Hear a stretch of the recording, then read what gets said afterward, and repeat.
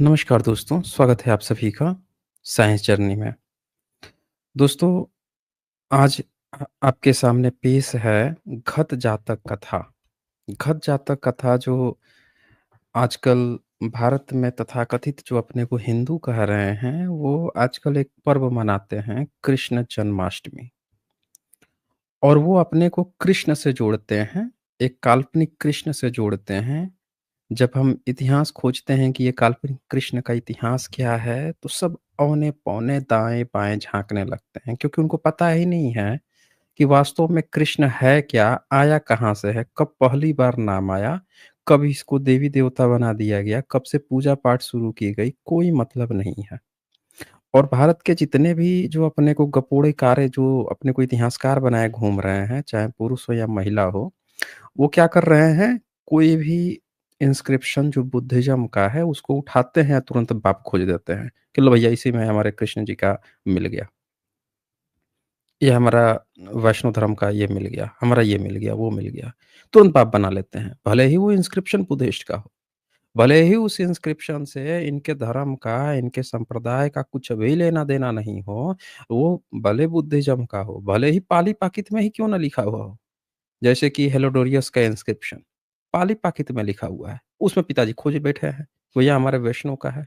अब बताइए ईसा से 100 डेढ़ 100 साल पहले पाली-पाकित में जो इंस्क्रिप्शन लिखवाया जा रहा है, उसमें पिताजी घोषित कर दिए हैं कि इनके वैष्णव का है। बताइए कहाँ से इनका कृष्ण संस्कृत में उपदेश दिया होगा भैया?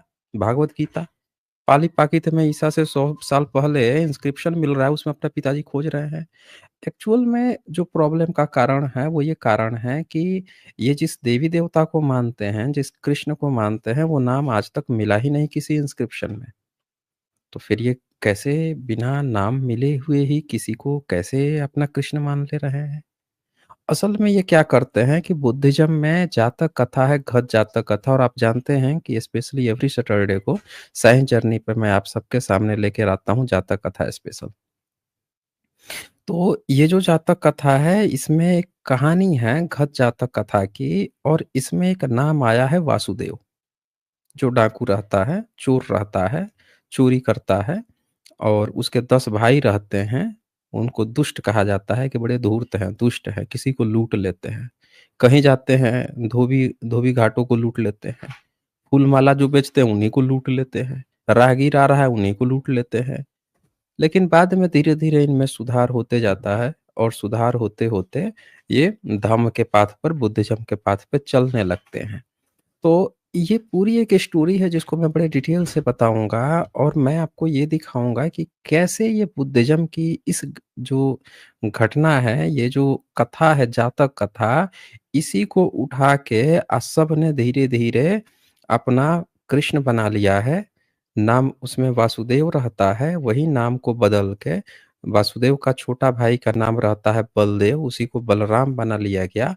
वासुदेव की एक बड़ी बहन भी रहती है और उसकी जो बड़ी बहन रहती है, उसको भी कैसे ब्राह्मणीकरण किया गया है, उसकी माता जो देवकी बता दी गई है, उसकी माता का नाम देवगर्भा रहता है, उसको देवकी बना दिया गया है।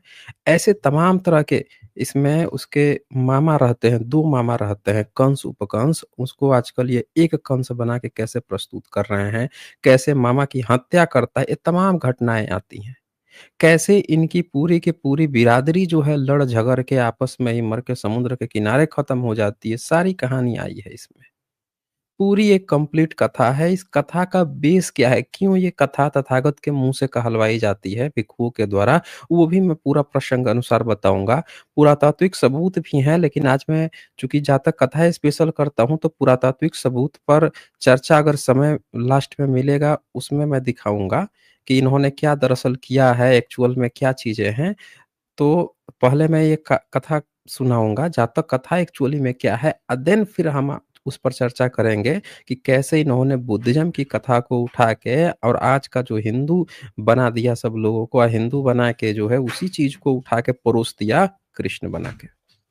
प्रॉपर सबूत है, हर एक चीज़ सबूत है, आर्कियोलॉजिकल एविडेंस है। तो इसको शुरू करने से पहले मैं आप लोगों को ये लीगल डिस्क्लेमर दिखा देता हूँ।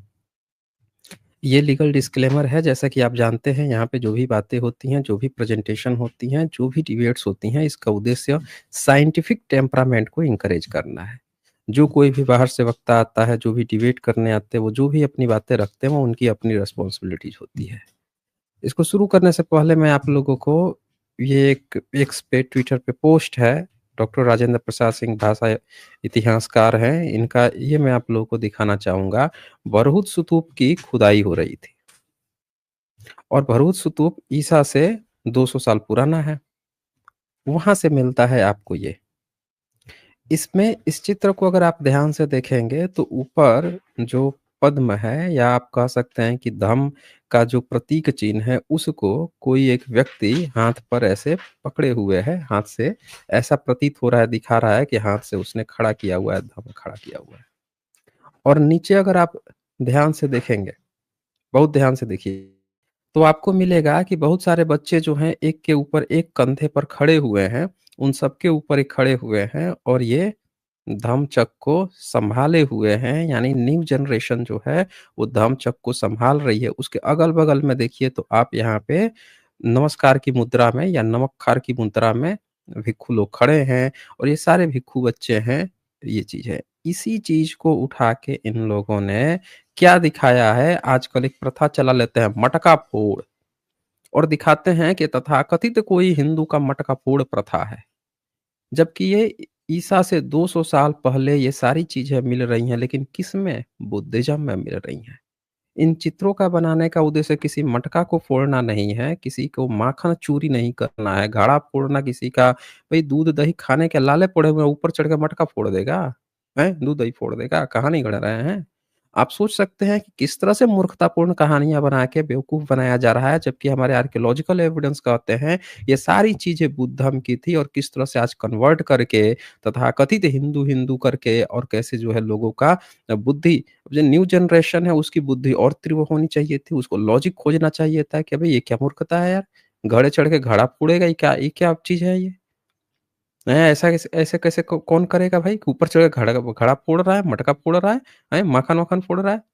तो असल में क्या है कि ये सारी चीज़ें धरोहर हैं बुद्धिज़्म की।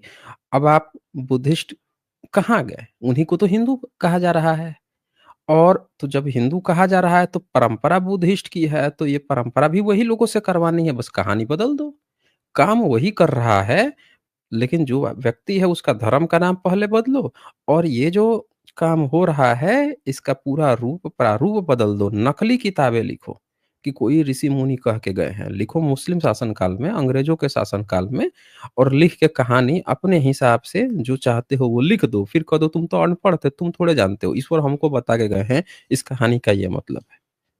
लेकिन ज़मीन से खुदाई से मिल रही है सारी चीज़ें कि ये एक्चुअल में क्या कहानी थी। तो मैं आपको इसको इसकी डिटेल्स में जाने से पहले मैं आप लोगों को पहले जातक कथा दिखा देता हूँ, ताकि सभी लोगों को पहले जो घत जातक कथा है वो समझ में आ जाए। घत कौन है? तो आपने सुना होगा कि ऋग्वेद में इन लोगों ने एक नियम बना रखा है, एक लिखा हुआ है कि आपके ना 10 बेटे होने चाहिए। किसी भी व्यक्ति के 10 पुत्र प्राप्ति ये इनके यहाँ अल्टीमेट गोल है। इसीलिए ब्रह्मा को आप देखेंगे कि बाद में जब पुराण लिखते हैं तो पहले मानस पुत्र 10 बच्चा पैदा करवाते हैं और 10 बच्चा पैदा करवा के एक जो है लड़की भी पैदा करवाते हैं। ये ध्यान दीजिएगा। वो लड़की या तो संज्ञा कहेंगे शिव पुराण में, अगर मत्स्य पुराण होगा तो उसको शतरूपा कह देंगे या सरस्वती कह देंगे। ऐसा ये करेंगे। अब ये चीज़ इन्होंने कहाँ से कॉपी की है? पुराण तो इन्होंने लिखे हैं मुस्लिम शासन काल में। अचानक से ये चीज़ें कहाँ से कॉपी? तो ये भी इसी जातक कथा से कॉपी पेस्ट मारी है। क्योंकि ये इसमें जो वासुदेव है वो 10 भाई है और 1 बहन है। मैं पूरे डिटेल से आपको एक-एक सिनेरियो लेके चलता हूँ और आपको एक-एक लाइन पता चल जाएगी कि अगर आपने ब्राह्मणिकल ग्रंथों में जितनी भी बातें लिखी हुई हैं, एक-एक बात, एक-एक वर्ड इन्होंने बुद्धिज़्म के लिखे हुए साहित्य, उनके प्रचलित साहित्य से उठा के कॉपी पेस्ट मारी है और ब्राह्मणीकरण करके रूप में कॉपी पेस्ट मारी है। मतलब ऐसे नहीं डिट्टो कॉपी पेस्ट, उसका ब्राह्मणीकरण करके मारा है। एक भी चीज़ इनका कुछ भी नया नहीं है। नया इनका क्या है?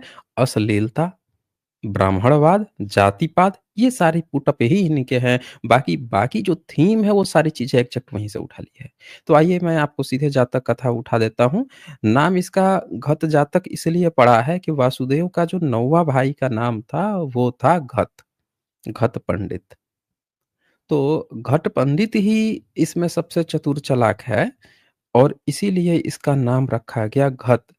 घत जो है उसी को माना गया है वही बोधिसत्व है। वासुदेव वगैरह को ये सारे लोगों को इसकी थीम कैसे शुरुआत की गई है, दरअसल प्राचीन काल में एक सबसे बड़ी जो प्रॉब्लम होती थी, वो होती थी कोई जो धनाढ्य व्यक्ति है, राजा है, महाराजा है, उसका काम है प्रजा को देखना, उसका काम है राज्य को देखना, कहीं से कोई आक्रमण ना हो जाए। और कभी-कभी ऐसा होता था कि प्राचीन काल में चिकित्सा व्यवस्था बहुत अच्छी नहीं होती थी। तो राजे-महाराजे के जो बच्चे होते थे, वो मर जाते थे। क्योंकि आजकल भी आप देखते हैं कि जैसे बच्चा जन्म लेता है तो दनादन टीका घुसेड़ दिया जाता है उसके पिछवाड़े में या शरीर के बॉडी में जहाँ पे भी। तो ताकि जो तरह-तरह के जो वायरस, बैक्टीरिया हैं उससे या बीमारियाँ हैं उनसे बचाव हो जाए। उस समय इस तरह की फैसिलिटी नहीं थी। तो कुछ बच्चे जो हैं नेचुरली बच भी जाते थे और कुछ बच्चे जो हैं चले भी जाते थे। उम्र बढ़ते-बढ़ते मर भी जाते थे। तो ये घटना का जो थीम लिखा गया उसमें ये लिखा गया कई सारी कथाएँ जो जातक कथा में आप देखेंगे वो इसी थीम पर है कि बच्चा मर जाता है और उसके शोक में लोग पागल हुए जा रहे हैं। उनका शोक दूर नहीं हो रहा है कि बच्चा जो है अल्पायु में मर गया है। तो इस प्रॉब्लम को सॉल्व करने के लिए बड़ी अच्छी-अच्छी खूबसूरत कहानियाँ बनाई गई। बड़ा अच्छे से तथ्यों को सजाया गया, दिखाया गया कि देखो कोई व्यक्ति कितना स्ट्रगल करके कितनी ऊँचाइयों पर पहुँचा, उसके साथ भी इस तरह की कहानियाँ हो सकती हैं और ऐसे कंडीशंस में बोधिसत्व उसको क्या उपदेश पहले भी दे चुके हैं। तो यहाँ भी वही बात आती है कि एक उपासक है बुद्धिज़्म का, उसका भी बच्चा खो गया है। खो गया मतलब निर्वाण परिनिर्वाण हो चुका है उसका और वो उसको किसी तरह से पहुँचता है तथागत बुद्ध के पास और तथागत बुद्ध जो है, उसका चिंता का कारण समझ के उसको ये जातक सुनाते हैं। अब आप ध्यान से समझेंगे कि ये जो जातकें हैं, ये काल्पनिक होती हैं। इसमें बहुत सारी ऐसी कथानक रची जाती हैं, जो फैंटेसी लगेंगी आपको और इसीलिए इसको अतीत कथा में लिखा जाता है। मतलब अब से पहले उसमें बगुला, भगत, यक्ष सब चीज़ लेके आया जाएगा। हर एक वो चीज़ें जो नॉर्मल प्रैक्टिकल लाइफ़ में नहीं होंगी, वो इन कथाओं में हो सकती हैं। तो इसीलिए उसको अतीत कहा जाता है कि बुद्ध पूर्व की कथा है। सुनाया ज़रूर जा रहा है सामने वाले को सैटिस्फैक्शन के लिए, लेकिन फैंटेसी के रूप में। तो इसमें तथागत जो हैं वो सुना उनके मुख से सुनाया जा रहा है कि देखो उत्तरा पथ में यदि जो नॉर्थ इंडिया है, नॉर्थ इंडिया में आज का जो उत्तर प्रदेश का जो इलाका है, तो उसमें एक कंसभोग नाम का कंसभोग में एक जगह थी असित अंजन। ये असित अंजन जो नगर था, वहाँ पे एक राजा था महाकंस। अब आप ध्यान से रिलेट करते जाइएगा, पूरा आपको पता चल जाएगा डिट्टो कि कैसे बुद्धिज़्म की कहानी को इन लोगों ने कॉपी पेस्ट मार के रखा हुआ है। तो ये जो महाकंस था, उसके ना 3 बच्चे थे। दशरथ जातक कथा पढ़ोगे, उसमें भी 3 बच्चे हैं, किसी में 10 बच्चे ज़्यादातर नहीं मिलते हैं। तो यहाँ पे क्या होता है कि 3 बच्चे होते हैं और 3 बच्चे में से 2 लड़का रहता है, एक कंस, एक उपकंस और लड़की रहती है देवगर्भा। तीनों ठीक-ठाक रहते हैं और उनके यहाँ जो भी लोग भविष्य बताया करते थे, भविष्य बताने की प्रथा भारत में प्राचीन काल से रही है, लेकिन आज का जो भविष्य बता रहा है ज्योतिष ये वाली नहीं थी उस समय। उस समय क्या होता था कि जो मौसम विज्ञानी होते थे देख-रेख के, तो वो थोड़ा बहुत जो है बच्चों को बता देते थे कि अरे आपका तो बहुत वो बन जाएगा, प्रतापी राजा बनेगा, ये बनेगा, वो बनेगा।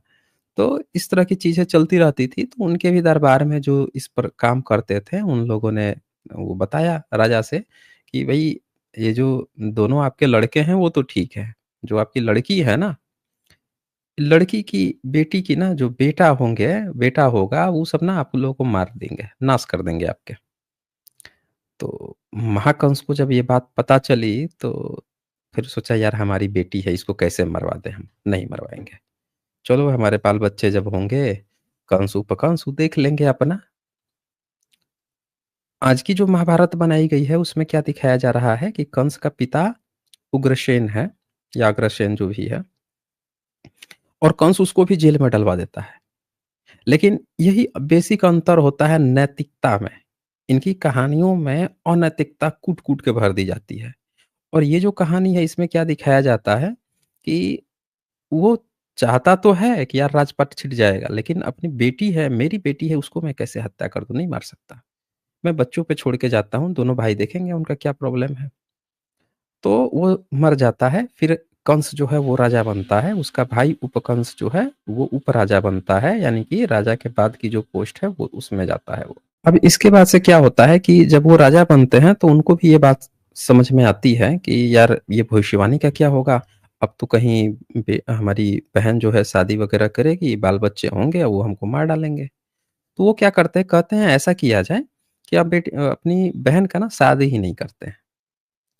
और इसको क्या करते हैं कि एक ऐसा खंभा बनवाते हैं, उसी खंभा के ऊपर ना एक प्रसाद बनवा देते हैं। प्रसाद कहा जाता है बेसिकली घर को। जिस घर में रहते थे आवास को, उसी को कहते थे प्रसाद। अब आज की डेट में कोई अपना नाम रख ले राम प्रसाद, तो राम मतलब आराम, बुद्धिस्ट के रहने का स्थल, प्रसाद मतलब भी स्थल, स्थल। खैर कोई बात नहीं, हम आगे बढ़ते हैं। तो आजकल बहुत सारे लोग प्रसाद सरनेम बना के घूमते हैं। प्रसाद मतलब बेसिकली आवास होता है। अब क्या होता है कि यहाँ पे जब वो एक खंभे वाला बनाता है, तो उन लोगों ने यही निंजा तकनीक अपनाई थी, जो निंजा तकनीक कभी औरंग और शाहजहाँ वगैरह अपनाते थे कि अपनी बहन की ही शादी नहीं करते थे। वो भी सोचे होंगे कि भैया बुद्धिस्ट की जहाँ तक कथा वगैरह पढ़े हैं, क्या पता ये सब मरवा-वरवा दें। ब्राह्मणों ने भी तो यही कॉपी करके अपने महाभारत में डाल दिया था। वो भी शादी करना छुड़वा दिए थे, बहन की शादी ही नहीं करने देते थे। तो ख़ैर, अब यहाँ पे क्या होता है कि वो ये दोनों क्या करते हैं कि शादी नहीं करने के लिए उसको लगा देते हैं। अब उधर जो है पढ़ाई होती थी, जाते थे भिक्षु लोगों के पास पढ़ने के लिए, भंते लोगों के पास पढ़ने के लिए। तो जहाँ से जो छोटा भाई उपकंस था पढ़ाई किया था, इसका एक दोस्त था, उसका नाम था उपसागर।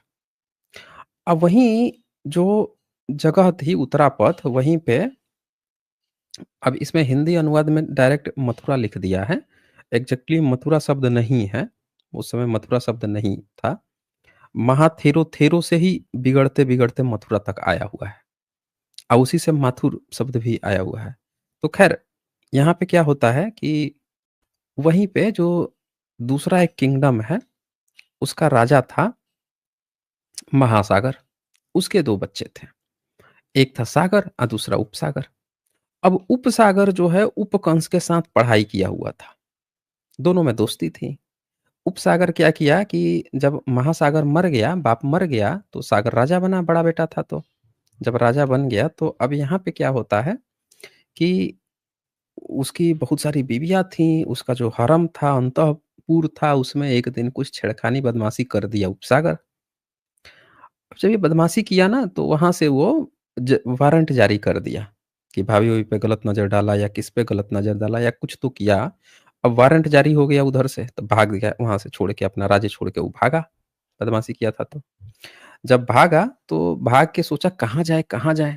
फिर उसने सोचा कि यार मेरा दोस्त है उपकंस, उसके यहाँ चलते हैं। गया उपकंस के यहाँ। उपकंस के यहाँ तो उपकंस ने अपने बड़े भाई कंस से मिलवाया उसको, कहा कि चलो ठीक है, कोई बात नहीं, गलती हुई है तुमसे, तुम हमारे यहाँ रह सकते हो। रहने लगा।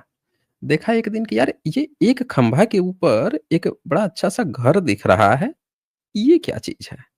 तो पूछा किसी से, सेवकों से, ये क्या माजरा है यार? एक खंभा है, खंभे के ऊपर एक घर बनाए गए हैं, वेलकम, हैं? ये क्या चीज़ है? तो किसी ने बताया कि अरे यार इनके यहाँ ना एक भविष्यवाणी हुई है। बताया है लोगों ने कि इनका बच्चा होगा ना वो सब राजपाट छीन लेगा, मार-वार देगा इनको। तो इन लोगों ने सोचा है ऐसे ही यहाँ पे रहती हैं, उनकी बहन रहती है। सोचा बहन रहती है, देखूँगा एक बार। तो कभी देख-ओख लिया, अब उसको बड़ा सुंदर लगी, उस पर आसक्त हो गया ये, फ़िदा हो गया। फ़िदा हो गया उधर, वो भी जो देवगर्भा थी, वो भी एक दिन देखी कि यार ये कोई राजकुमार टाइप का लग रहा है, ये भाई-भाई लोग के साथ जाते रहता है, कौन है ये? वो भी देखी, वो भी फ़िदा हो गई। उम्र थी ही, लेकिन भाई लोगों ने तो ऐलान कर रखा था कि भैया शादी-वादी करनी ही नहीं है, अब क्या हो?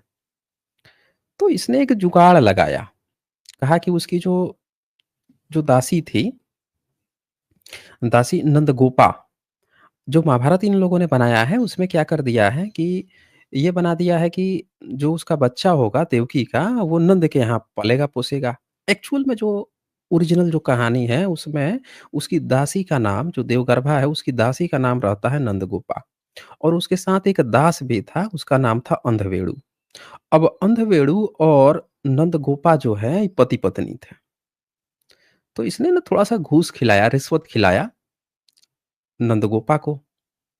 जो उपसागर जो आया था दूसरे जगह से भाग के आया था यहाँ पे, बोला उससे कि यार तुम ना मतलब तुम एक बार ना अपनी जो वो हैं तुम्हारी मैडम हैं उनसे एक बार मुझको मिलवा दो, अपने स्वामिनी से मिलवाओ मुझे एक बार। बोली कि अब वो सोची कि यार राजकुमार है, कह रहा है तो चलो एक बार हम जाके रानी से पूछते हैं, राजकुमारी से, देखें क्या प्रतिक्रिया देती है। गई बोली, पहले से तैयार थी, देखी-ओखी थी, पहले से ही वो जानती थी कि हम और किसी से तो वैसे भी शादी होनी नहीं है, ये चलो हमारे ही राजकुमार है, स्टेटस सेम है, तो थोड़ा-सा आसक्त थी ही, तो उसने हाँ बोल दिया। अब हाँ बोल दिया तो ये चोरी छुप के उसके यहाँ जाने लगा। अब एक खंभा था, आसानी से कोई जा नहीं सकता था, इसने जुगाड़ लगा के रात-वात में निकल लेता था। निकल लिया तो गया तो वहाँ पे संबंध बनने लगे, रिलेशन बनने लगे सीधे-सीधे। एक बार रिलेशन बना, 2 बार बना, कुछ दिन रिलेशन बना, बच्चा वो हो गया, गर्भवती हो गई। गर्भवती हो गई जब राजा तक खबर पहुँची ये बात कि अरे! ये तो देवगर्भा देखो वो हो गया है। अब प्राचीन काल में क्या होता था कि अगर बुद्धिस्ट की कहानी नहीं होगी, किसी दूसरे की होगी तो कह देंगे सब चमत्कार हो गया है। अभी ईसाई-उसाई की कुछ कहानी होगी ना, यहूदी-वहूदी की, तो बोल देंगे परमेश्वर आया था चमत्कार करके चला गया। समझ रहे हैं ना? च शब्द में ज़्यादा अंतर नहीं है ब करने में, लेकिन वो क्या कर देंगे कि वो चमत्कार हो गया, भैया ईश्वर का चमत्कार है। तो इसमें साफ-साफ ये देखा गया है कि उससे क्या होता है कि जब रिलेशन बने तो जब बच्चा तो जब उन लोगों ने क्या किया, जो भाई थे, उन दोनों ने बुलाया और उसकी दासी को, नंदगोपा को, उसी को तो रखे थे उसकी जासूसी, उसकी देख-रेख के लिए। पूछा, "भैया ये क्या चल रहा है वहाँ पे? ये क्या कैसे हो गया?" तो उसने पूरा भेद बता दिया कि ये जो राजकुमार आए हैं, ये जाते हैं मिलने-विलने के लिए ये वो। तो दोनों भाई ने सोचा कि यार बहन है, उसकी भी ऐज हो गई है और हम लोग ऐसे कैसे उसका हक मार सकते हैं? हमने तो अपने फ़ायदे के लिए ये सोच लिया कि इसकी शादी ही नहीं करेंगे, क्योंकि इसका बच्चा होगा तो मार देगा, लेकिन ये तो गलत है, उसका हम लोगों को ज़िंदगी नहीं खराब करनी चाहिए और उसको ये लड़का पसंद भी है, शादी करा देते हैं दोनों की। तो ये बुद्धिज़्म की कहानी में आप देखें जो विलेन है, उसको भी सच्चरित्र दिखाया जाता है। ये दिखाया जाता है कि हर इंसान जो है बुरा से बुरा व्यक्ति है, उसके अंदर भी कुछ सच्चाई होती है। तो वो पक्ष भी दिखाया जाता है। बुद्धिज़्म यही कहता है कि उन पक्षों को उभार कर आप उसको सही भी कर सकते हो। तो बुद्धिज़्म की कहानियों में जो विलेन कैरेक्टर इसीलिए आप देखिएगा आज की जितनी मॉडर्न फ़िल्में बन रही हैं, पहले जो विलेन दिखाया जाता था, उसमें किसी ठाकुर को बुलाएँगे और उसको एकदम दिखाएँगे रेपिस्ट की तरह, ज़मींदार ले आएँगे, उसको दिखाएँगे कहीं देख के लार टपकदा रहा है, मारे जा रहा है, पीटे जा रहा है। कभी उन पहलुओं को ना दिखाने की कोशिश होगी, ना निकालने की कोशिश होगी कि उनको कैसे सुधारा जाए। लेकिन बुद्धिज़्म हमेशा सुधार की भावना रखता है, तो ये अपनी जब कहानियाँ लिखेगा ना, तो उसमें हर एक पहलू को, मानवीय पहलू को निकालेगा। कहाँ-कहाँ पे क्या गुंजाइश बन सकती है। तो अब यहाँ पे वो दोनों क्या करते हैं कि अच्छा आजकल जो फ़िल्में बन रही हैं उसमें आप देखिएगा, पता ही नहीं चलेगा विलेन कौन है आपको। लगेगा कि अरे यार ये तो हीरो है, ये तो अच्छी बात कर रहा है। अब आप कन्फ्यूज़ हो जाएँगे थानोस से कि यार थानोस हत्या कर रहा है लेकिन दुनिया की जनसँख्या उसकी भी जो प्रॉब्लम है सही बता रहा है। आप कितनी फ़िल्में देखेंगे आप कन्फ्यूज़ हो जाएँगे कि यार विलेन विलेन की भी बातें सही ही लग रही हैं, ये भी कुछ खराब बोल रहा है कि नहीं। ये सारी चीज़ें आज इन लोगों को जो समझ में आ रही है, ये 2600 साल पहले बुद्धिज़्म ने इन कहानियों को लिख के रखा हुआ है, उन पहलुओं को दिखा रखा है कि विलेन को आप हम एक तरफ़ा एकदम दिखा देते हैं, विलेन ही विलेन है, वो एक तरफ़ा हो जाता है पूरा। अब यहाँ पे क्या होता है कि वो शादी करा देते हैं, फिर कहते हैं कि यार ये गलत है कि एक खंभे पे रखा जाए, इसको ना एक गाँव दे देते हैं। वहीं पे जाएगी गाँव में उसके साथ रहेगी। तो उसको एक गोवर्धमान गाँव रहता है, वो दे दिया जाता है, जाओ और वहाँ पे रहो तुम। और यहीं पे तुम्हारे जो दास और दासी जो हैं, नंदगोपा और अंधक वेणु, वो भी रहेंगे और तुम पति-पत्नी रहना। लेकिन एक शर्त है, तुम्हारे जो बच्ची होगी अगर, तो हम नहीं लेंगे क्योंकि हम लोगों को खतरा ना सिर्फ़ लड़के से है। लड़का ही हम लोगों को मार सकता है, तो लड़का होगा तो उसको हम ले लेंगे, लेकिन तुम अपनी ज़िंदगी जियो बहन जाओ। अच्छा, ये जो गर्भ जो अभी था इसके पहले, उससे एक लड़की पैदा होती है। तो वो जो लड़की पैदा होती है उसका नाम रखा जाता है अंजन देवी, जो कि जो वासुदेव है इसकी सबसे बड़ी बहन थी।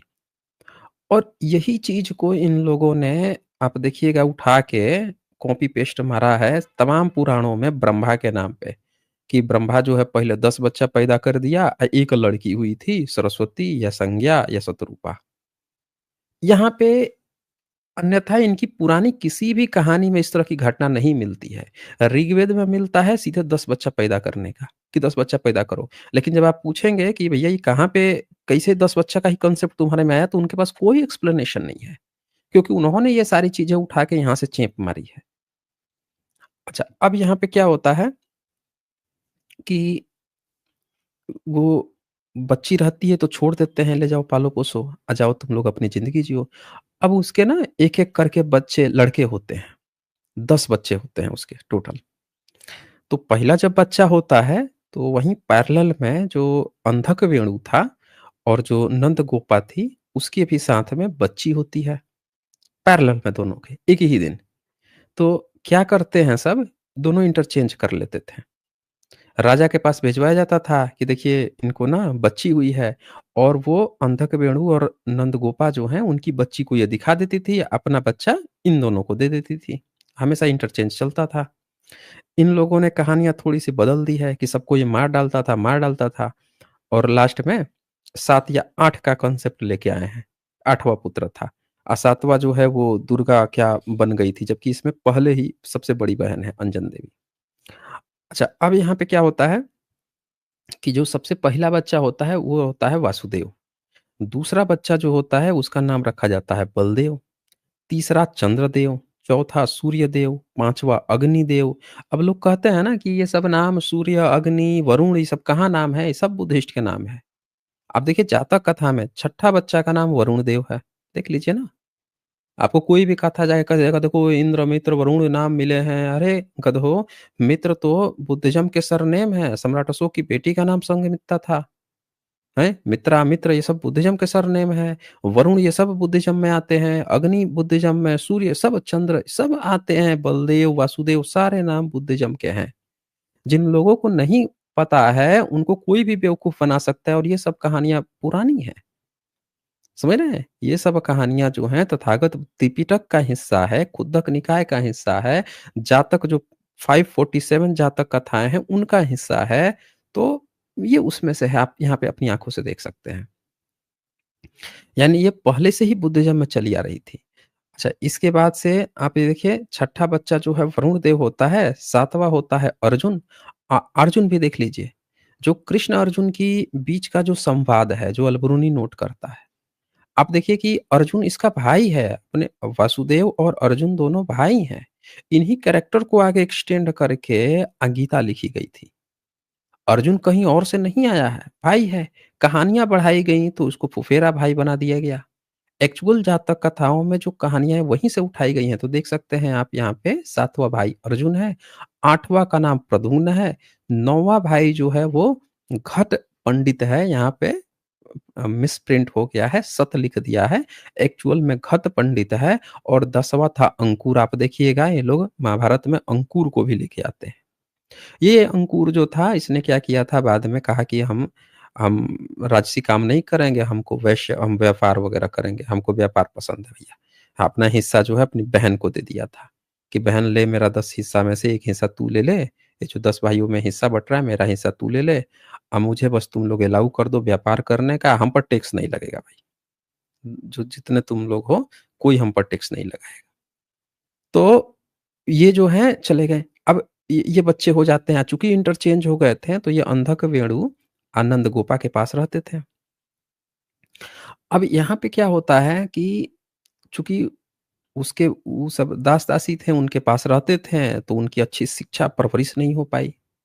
जब अच्छी परवरिश नहीं हो पाई, तो ये लूट-पाट का काम करने लगे, चोरी-डकैती का काम करने। कोई आता था, लूट-पाट कर लेते थे, तो इनको पूरे उस जगत मोहल्ला में प्रसिद्ध हो गए कि सब लुटेरे हैं। आज भी इतिहासकारों से जब पूछिएगा, तो ये तुरंत ही उठा के किसी को भी मुँह उठा के गपोड़ देते हैं कि ये सब लुटेरे थे, लुटेरे थे। और जाति का नाम देते हैं आभीर, गुज्जर, इस तरह के नाम देके ये लोग बार-बार लुटेरा शब्द प्रयोग करते हैं। ये बहुत ही इतिहास का गलत तथ्य है दोस्तों। इन लोगों ने बदनाम करने के लिए आप देखिए जातियों का नाम दे दिया। एक्चुअल में जो कहानियाँ अच्छा फिर जातियों को इनसे जोड़ दिया। एक्चुअल में जो कहानी है वो आप देख सकते हैं कि ये जो दसों बच्चे थे, ये धूर्त धूर्त थे, इनकी परवरिश सही से नहीं हो पाई, तो दुष्टता करने लगे और दुष्ट भाई 10 दुष्ट भाई के नाम से प्रसिद्ध हो गए। जब ये कोई भी जाता था, राजा-वाजा को भी कोई चीज़ आती थी, उसको भी लूट लेते थे, राजा परेशान हो गया कंस उपकंस। ब्रह्मनिज़्म ने क्या किया है कि ये दिखा दिया कि कंस उपकंस जो है, वो तो बड़े दुष्ट थे, ब्राह्मणों को परेशान करते थे, इसीलिए ब्राह्मणवाद को बचाने के लिए कृष्ण का अवतार हुआ। असल में कहानी क्या है दोस्तों कि ये दसों भाई बड़े दुष्ट थे, धूर्तता करके बैठे हुए थे। राजा को जब पता चला कि यार ये तो पूरे मोहल्ला, पूरा राज्य ही बर्बाद है, तबाह है, परेशान करके रख दिए हैं सब। बुलाओ उसको, उसके बाप को बुलाओ, देखें कौन-सी परवरिश किया है ये कि इनके बच्चे इतना बिगड़ गए हैं। तो बुलाया। अब वो बेचारा दास था, कितना देर तक टिकता राजा के सामने, तुरंत उगल दिया, क्योंकि सच उगलवाना राजाओं को बड़े अच्छे से आता था।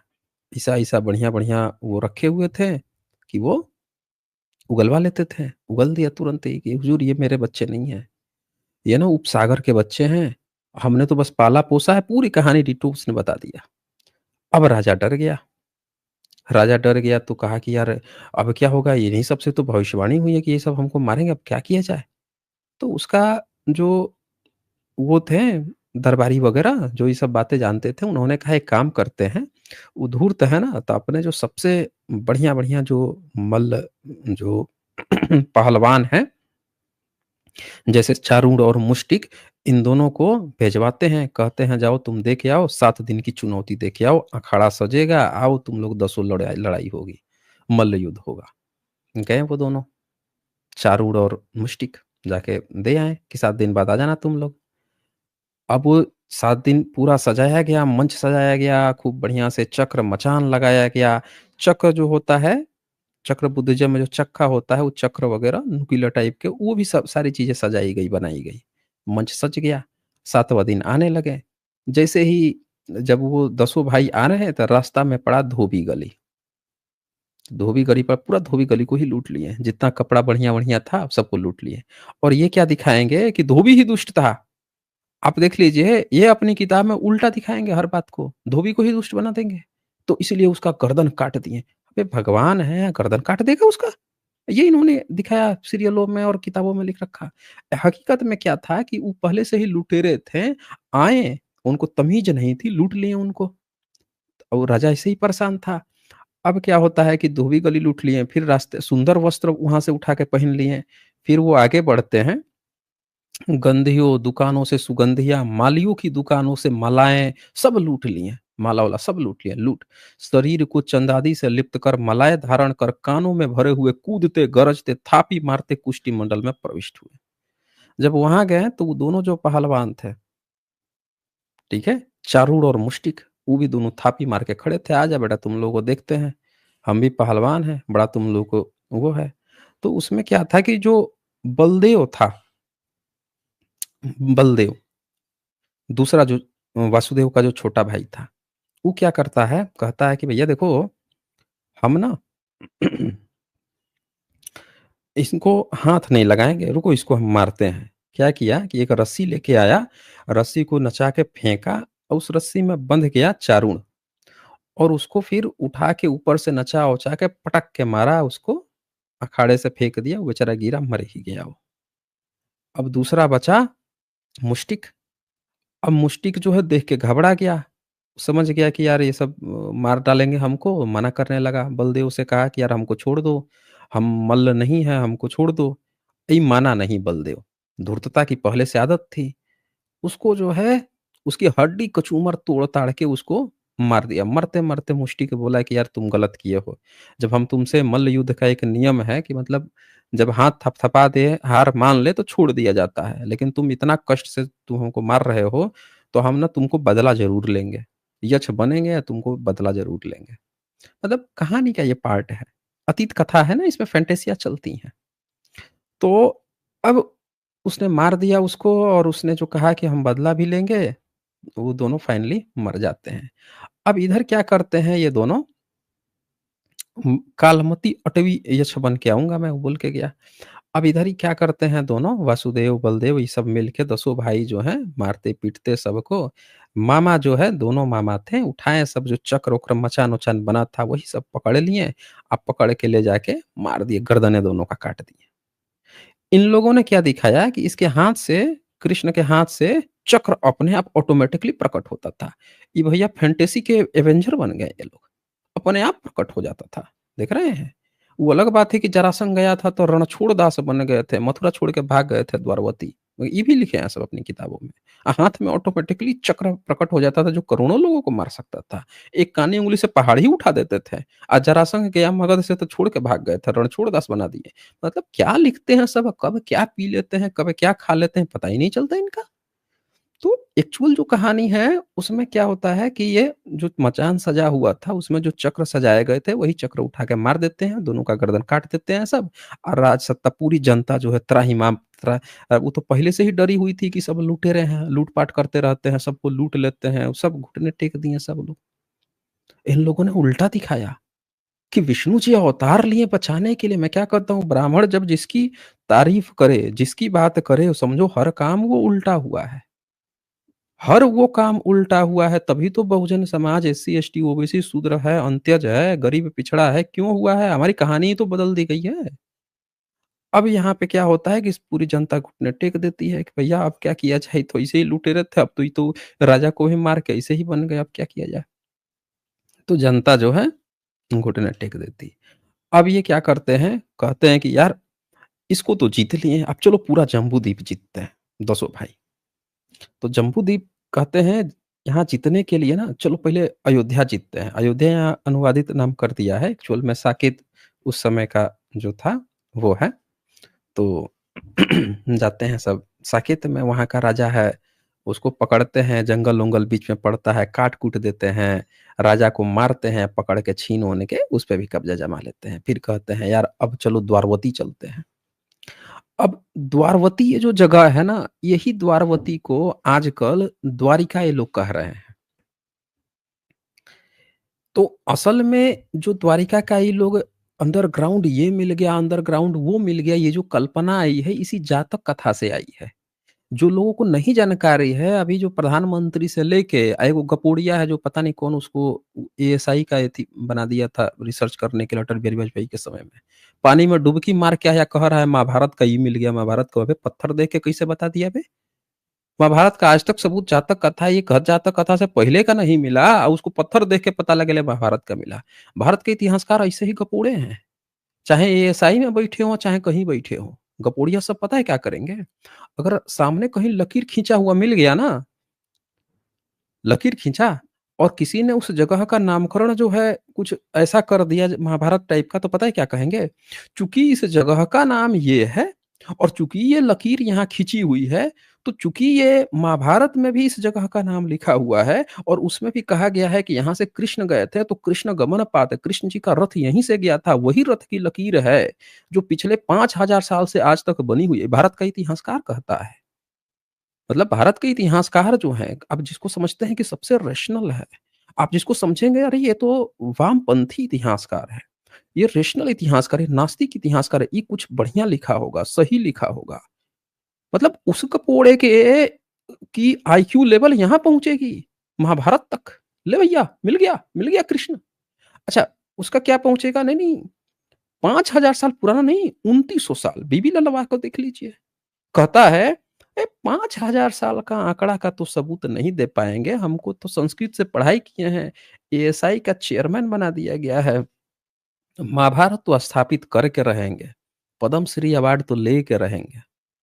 एक काम करते हैं 5000 नहीं 2900 साल का आंकड़ा फिट करते हैं। 2900 साल में जो पंचमार्क मिले, जो लाइन मिले, जो चीज़ मिली सब महाभारत का ठोकेंगे हम। लाल किला के नीचे मिट्टी का घड़ा मिल गया, ले भैया पेंटेड ग्रेवियर मिल गया, पीडब्ल्यूजी मिल गया, ले भैया यही है महाभारत का सबूत। अबे घड़ा मिल गया महाभारत का सबूत? मतलब ये भारत के इतिहासकार हैं। आपको ताज्जुब नहीं होना चाहिए भारत में यूँ मेरिट बिकती है कि अगर आप रख दीजिए गाय का एक तरफ दूध रखिए, दूसरे प्लेट में मूत्र रखिए, तो मेरिटधारी क्या चूज़ करेगा आप सब जानते हैं।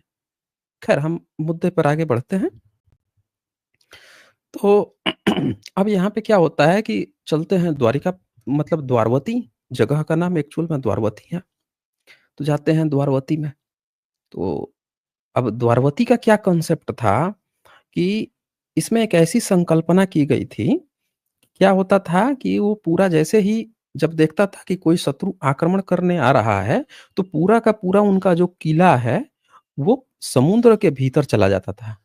समुद्र पे एकदम चारों बगल से अगल-बगल जो है, वो बन जाता था। अ, मतलब समुद्र का पानी आ जाता था, कोई उसमें घुस नहीं सकता था, पार करके कैसे घुसे? अब ये जब जाते थे, अब वहाँ पे एक गदहा था। वो गदहा जो है उसका देखते रहता था, कौन-सा शत्रु आ रहा है। जैसे आता था ढैंचू, ढैंचू करना शुरू कर देता था, ढैंचू-ढैंचू।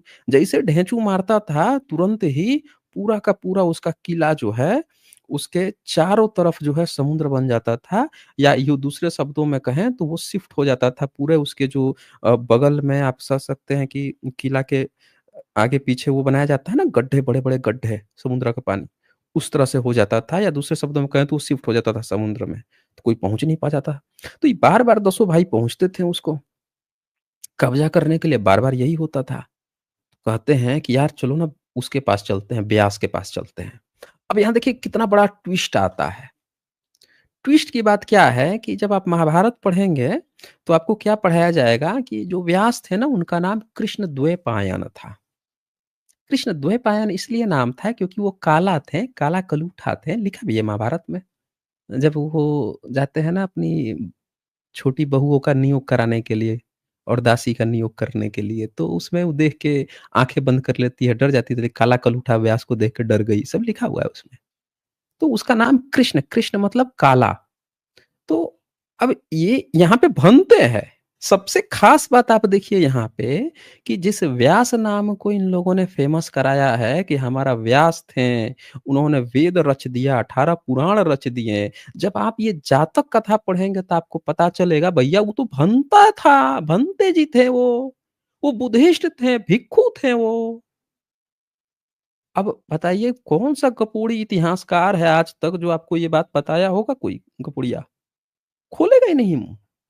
वो मतलब जो चीज़ कहीं उनके स्क्रिप्चर में नहीं लिखा होगा, वो मतलब भी खोज-खाज के बता देगा आपको। समझ रहे हैं?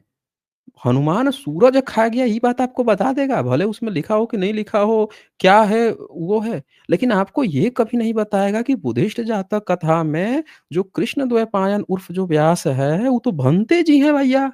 तभी तो उसको महाभारत में काला कलूठा लिखा गया। तभी तो ये जो वासुदेव है, इसको कृष्ण कहा गया, काला कहा गया। ये सब काले-काले कहा गया क्योंकि ये तो भारत के मूल निवासियों की कथा थी। आपको बताया किसी ने? नहीं बताएँगे सब। इसीलिए मैंने कहा था कि जातक सीरीज़ चलानी बहुत ज़रूरी है ताकि सब लोगों तक सच्चाई पहुँच सके। अब ये क्या करते हैं कि सोचते हैं कि यार क्या किया जाए? भंते जी के पास चलते हैं। भंते जी कौन? तो कृष्ण द्वैपायन। तो जाता है, कहता है जब वे द्वारवती नगर का राज्य न ले सके तो वे कृष्ण द्वैपायन के पास गए और प्रणाम करके पूछा भंते हम द्वारवती राज्य नहीं ले सक रहे हैं, हमें कोई उपाय बताइए। भंते जी आप बताइए, जो कहेंगे वैसे ही हम लोग जीतेंगे। अब यहाँ पे क्या होता है कि वो जो भंते जी हैं, वो बताते हैं, जो कृष्णद्वैपायन भंते हैं, वो बताते हैं कि देखो, आप जो है अच्छा एक बात और बता दूँ, अटल बिहारी वाजपेयी ने एक किताब चलवा दी महाभारत की। लो भैया सीबीएसई में पढ़ो तुम लोग महाभारत। तो जब आप महाभारत पढ़ने जाएँगे, तो पहले ही चैप्टर में पढ़ाएगा कि जो व्यास थे उनका नाम कृष्णद्वैपायन था। अब देखिए उसमें पढ़ा देगा, लेकिन आपको ये नहीं बताया जाएगा कि वो भंते जी हैं। नहीं पढ़ाया जाएगा। यहाँ आपको मिला हुआ है। जाके पूछते हैं, "भंते जी उपाय बताइए।" तो अब भंते जी क्या उपाय बताते हैं? कहते हैं कि देखो एक गधा है, वही रेकी करता है, वही बताता है और उसी की आवाज़ सुन के लोग जो हैं शत्रु से ये जगह बच जाती है। तो तुम लोग जाओ वही जो कर सकता है, बचा सकता है गधा। अब ये दसों पहुँचते हैं, जाके पाँव पकड़ लेते हैं गधे का।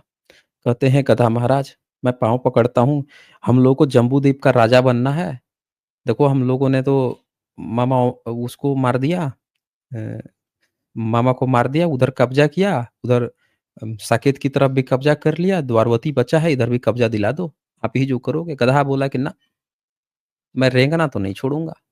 एक ही कला में तो महारत हासिल है, मैं रेंगना नहीं छोड़ूँगा।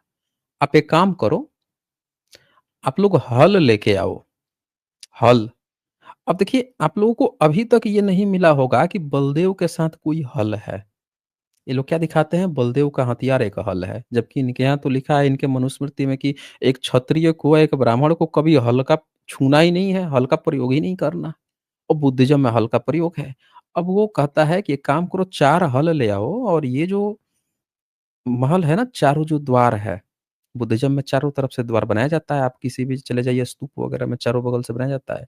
कहता है चारों द्वार में हल फँसा दो, पकड़ के पत्थर में गाड़ दो, जो भी करना है खींच के लपा दो कि जैसे ही जब मैं ढेंचू-ढेंचू करूँ और जब वो समुद्र में जाने को हो, वो जा ही ना पाए, वहीं पे अटकले रह जाए, फिर तुम लोग हमला बोल देना, उपाय बता दिया। अब देखिए बुद्धिज़्म की इस जातक का प्रयोग इन्होंने महाभारत में खूब किया।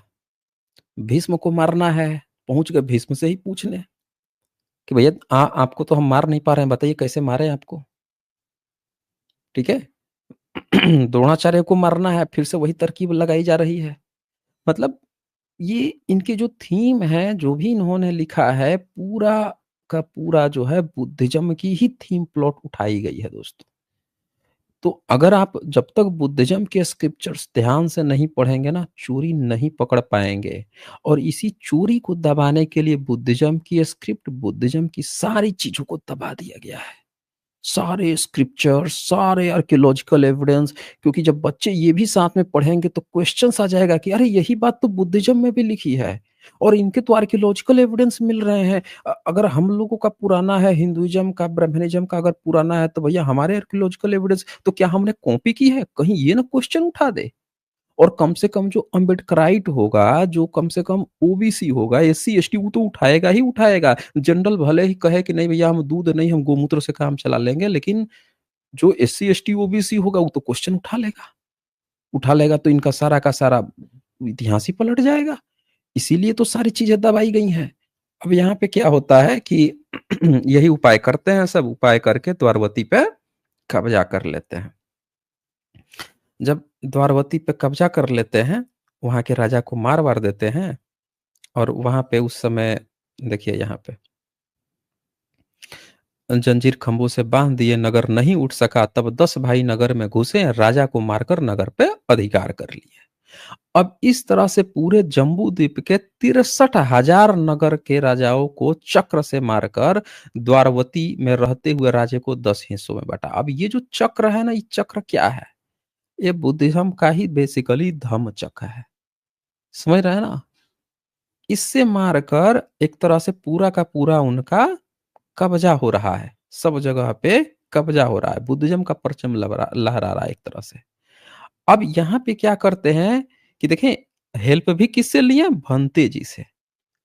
इसका आप अगर गूढ़ मीनिंग निकाल सकें तो इसका ये मतलब हुआ कि ये सारे राजाओं को एक तरह से कंट्रोल भी कर लिए।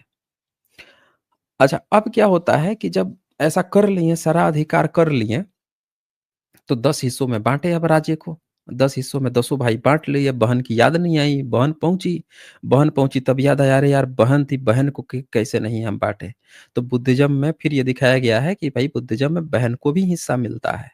बाबा साहब अम्बेडकर ने ऐसे ही महिलाओं को अधिकार नहीं दिलाया बाप की प्रॉपर्टी में, कि भैया बाप है, अगर 3 बच्चा है या 2 बच्चा है, 1 बेटा 1 बेटी, तो प्रॉपर्टी आधी-आधी, आधी बेटे का होगा, आधी बेटी की होगी। ये चीज़ें जो हैं इंदिरा गांधी ने कठोरता से लागू भी कर दिया। ये चीज़ें बुद्धिज़्म के प्राचीन स्क्रिप्चर्स में पहले से दर्ज हैं कि वहाँ अधिकार दिया गया था। तो 11वाँ हिस्सा जब बात आई बाँटने की, तो जो 10वाँ बच्चा था अंकुर बोला कि बहन अब 11वाँ तुम मत बाँटो, हमको तो रहना नहीं है, तू मेरा राज्य सँभाल, मैं तुझे दे रहा हूँ अपनी प्रॉपर्टी पूरी, बाँटने की ज़रूरत नहीं पड़ेगी, अब मैं जा रहा हूँ व्यापार करने, तुम लोग बस मुझसे टैक्स मत लेना। कह के अंकुर निकल लिया। अब इसके बाद से समय बीतने लगा, तेज़ी से समय बीतता है। समय बीतते जाता है, बीतते-बीतते बाल-बच्चे बड़े होते हैं, कई सारे मर जाते हैं। अब इसी में जो वासुदेव है वही राजा बना रहता है और उसका जो एक बच्चा है, सबसे प्यारा बच्चा था, वो निपट गया। समझ रहे हैं? वही क्या होता है, निपट जाता है, काल के गाल में चला जाता है। ब्रह्मनिज़्म ने इस कथा को कि जब भी किसी का बच्चा मरता था, तो क्या करता था, किसी शूद्र को मरवा देता था राजा से। समझ रहे हैं? किसी शूद्र को, भैया ये शूद्र का बच्चा है, ये शूद्र लोग पढ़ रहे हैं ना, शूद्र का जो सबसे इंटेलेक्चुअल होता था उसको मरवा देता था। जैसे वाल्मीकि रामायण में इन्होंने शंभू को किस लिए मरवाया? कि एक ब्राह्मण का बच्चा मर गया भैया, इसका रोज़गार मर जाएगा क्योंकि वो पढ़ लिख रहा है, तपस्वी बन रहा है। मरते थे। लेकिन बुद्धिज़्म में क्या दिखाया कि जब बच्चा जो मरता है, तो बच्चे के मरने का जो कारण है, वो ये है कि बच्चा वापस नहीं आ सकता है। हमें उस व्यक्ति को फिर से जगाना होगा कि आगे बढ़ो, इस शोक को दूर कर आगे बढ़ो, आगे की चीज़ों को देखो। तो यहाँ वासुदेव जो है पूरी तरह से शोक में चला जाता है, कोई काम-धंधा नहीं, सारा चीज़ ठप पड़ जाता है, एकदम दुखी है कि मेरा बच्चा मर गया, मेरा बच्चा मर गया। यही थीम थी इस कहानी की कि शुरू में जो दिखाता है कि जो उपासक आया है, उसका भी बच्चा मरा हुआ है, परेशान होके तथागत बुद्ध के पास गया हुआ है, बहुत परेशान है एकदम, सब काम छोड़-छाड़ के, तब तथागत बुद्ध ये कहानी सुनाते हैं। तब ये कहानी जो है प्रकाश में आई है। कि ये देखो पूरा कहानी दिखाया गया है, कितना सिलसिलेवार ढंग से एक-एक चीज़ जोड़ी जा रही है। इसमें ये भी दिखाया गया कि एक खराब से खराब व्यक्ति भी है, उसका भी जब बच्चा मरता है तो उसको क्लेश होता है, उसको दर्द होता है, वो भी उन दुखों से गुज़रता है। यहाँ वासुदेव जब इन दुखों से गुज़र रहा है, तब यहाँ पे अब वासुदेव का जो 9वाँ भाई है घत, वो प्रकाश में आता है, जिसके नाम पर इसका नाम घत जातक पड़ा है। घत क्या करता है, कहता है कि भाई मेरा ऐसे नहीं सुधरेगा, किसी की बात सुनेगा नहीं। मुझे ना कुछ ऐसा काम करना पड़ेगा जिससे कि इसमें सुधार आए। तो वो क्या करता है, पागलों जैसी भेष बनाता है और पूरे शहर में घूमने लगता है। घूम के कहता है मुझे सस दे दो, मुझे सस दे दो। चारों बगल घूमने लगता है। घूमते-घूमते जब चारों बगल पूरा प्रचार फैल जाता है कि भैया घत तो पगला गया है, पागल हो गया है। तब वहाँ पे उसका जो एक अमात्य है, उसका एक दरबारी है वासुदेव का जिसका नाम है रोहिड़िया, पहुँचता है वासुदेव के पास। कहता है वासुदेव, अरे अब तो जाग जाओ, देखिए उसके लिए ये पाली का यहाँ पे सूत्र है। समय कम है तो मैं पाली का सूत्र नहीं पढ़ूँगा, 10 सूत्र पढ़ता है यहाँ पे, जिसमें हिंदी में पढ़ देता हूँ। हे कृष्ण उठ! यहाँ देखिए कृष्ण जो शब्द है अनुवाद में कृष्ण है। मैंने ओपन चैलेंज दे रखा है सारे इतिहासकारों को, सारे माइकेलालो को कि 10वीं 11वीं सदी से पहले जो है कृष्ण शब्द इंस्क्रिप्शन में आप दिखाइए मुझे, मैं भी अपडेट हो जाऊँ भैया, दिखा दो आप मुझे। आप देखेंगे एक्चुअल जो शब्द होता है कृष्ण नहीं होता है, वासुदेव शब्द है और नहीं तो कर्ण शब्द है। देखिए, उठे ही कढ़ा, क आधा क ड़ ह कड़ह, कड़ह शब्द है, इसका अनुवाद कृष्ण हुआ है। पाली में कड़ह शब्द को कृष्ण, अब बताइए कि जब भारत में पाली पाकित था, कृष्ण कोई बोलता नहीं था, या तो वासुदेव बोलते थे या कड़ा बोलते थे, तो बताइए ये कृष्ण नाम से महाभारत कौन गपोड़िया लिख के पीढ़ी दर पीढ़ी ढो के ला रहा था भाई, जो भारत के लोग ही नहीं जानते थे कृष्ण नाम का किसी व्यक्ति को तो? बताइए, सोचिए आप ज़रा विचार कीजिए। हुँ? ये इतिहास का सबसे बड़ा घोटाला है दोस्तों। एक्चुअल नाम जो है कणा है, पूरे भारत की जनता पाली-पाकित बोलती थी, हर व्यक्ति को कणा पता था, वासुदेव पता था, कृष्ण किसी को नहीं पता था। किताब में बोल रहे हैं सब कि हम तो हमारे यहाँ तो कृष्ण जी थे, कृष्ण के नाम से ये था। आज तक किसी इंस्क्रिप्शन में कृष्ण नाम नहीं मिला था। आज अचानक से आपके भगवान कैसे बन गया कृष्ण? कहाँ से बन गया? नाम ही नहीं था कभी इतिहास में, इसीलिए तो आज तक कोई मंदिर मूर्ति नहीं मिली। तो यहाँ पे क्या कहता है, हे कृष्ण उठ, क्या सो रहा है? सोने में क्या प्रयोजन है जो तेरे हृदय या दाहिनी आँख के समान अपना भाई है, उसका वायु क्षुब्ध हो गया है, हे केशव घत-बकत है। बोल रहे हैं कि तेरा दाहिनी आँख है जो भाई घत, वो तो एक तरह से बकत हो गया है, हैं? बकत पगला गया है टाइप का, ऐसे कुछ कहता है वो कि भैया उठ तो जा, बच्चा तो गया, गया, भाई भी गया। फिर आगे कहता है फिर एक दूसरी गाथा कहता है, उस रोहिणी ने यह बात सुनकर भाई के शोक की दुखी केशव तुरंत उठ खड़ा हुआ। अब देखिए यहाँ केशव शब्द आया है, दंती स है, अनुवाद में तालव्य स। ये सारे नाम जो केशव आपको कहते हैं, आपको कण जो कहते हैं, ये सब बुद्धिस्ट नाम है दोस्तों। सारे नाम बुद्धिस्ट है। इन्होंने हथियाया, अपने मनमर्जी उसको पिरोया, पूजा पाठ करवा के चून बटोर रहे हैं। हमारी कहानी, हमारी चीजें, और यहाँ पे कोई बहुत अच्छा कैरेक्टर नहीं है ये राजा कि हम उसकी पूजा पाठ करके धन लुटाएं, या महिलाएं जो हैं मार गोपी गोपी रासलीला महारासलीला राजा के पीछे पड़ी पड़ी हुई हैं, पढ़ाया जा रहा है। ये मूर्खता बनाने के लिए किया गया है। असल में ये कहानी आप देखिए मेरी आंखों से दोस्तों। दूसरा नंबर, राजा उठा और शीघ्र प्रसाद से उत्तर घत पंडित के पास जा उसे दोनों हाथों से अच्छी तरह पकड़ उससे बातचीत करते हुए तीसरी गाथा बोला। अब राजा बोल रहा है घत के पास जाके, जो जो कहता है, क्या पगले की तरह सारी द्वारिका में, ठीक है, सस सस कहता बकता फिरता है, कौन तेरा सस ले गया। राजा ने इस प्रकार बोलते हुए भी वह बार-बार वही कहता रहा। राजा ने फिर कहता कि फिर भी कह रहा है मेरा सच दो। फिर राजा कहता है, वासुदेव, मैं तुझे स्वर्णमय, मणिमय, लोहमय, रजतमय, सांख्यमय, शिलामय अथवा प्रवालमय जैसा चाहे वैसा सस बनवा दूँ। जंगल में दूसरे भी वनचर सस हैं, वे भी तुझे मँगवा दूँगा। तू कैसा सस चाहता है? राजा की बात सुनकर पंडित ने छठी गाथा कही।